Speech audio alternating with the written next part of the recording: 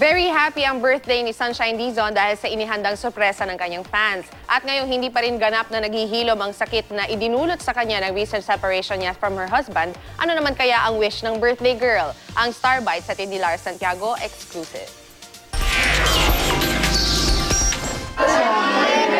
Bakas pa rin ang lumbay sa mga mata ni Sunshine Dizon sa ibinigay na surprise party ng fans para sa kanyang ika-33 kaarawan.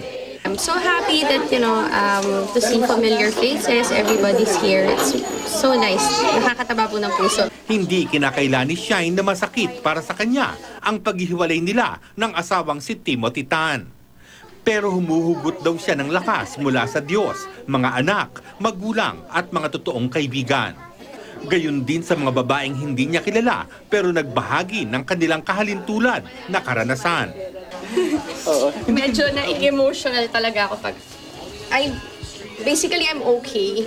But it really, breaks my heart every time I read their stories na ang sakit. Not only for myself, but for all those women out there who is going through the same thing. Lalaban tayo. Determinado raw si Shine na lumaban para rin daw sa mga babaeng walang kapasidad na ipaglaban ang kanilang karapatan bilang asawa.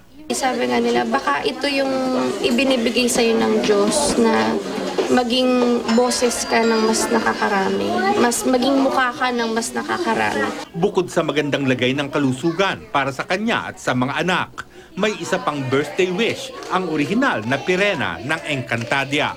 I just pray and wish that, makuha namin yung justice na we all deserve. Lars Santiago, GMA News.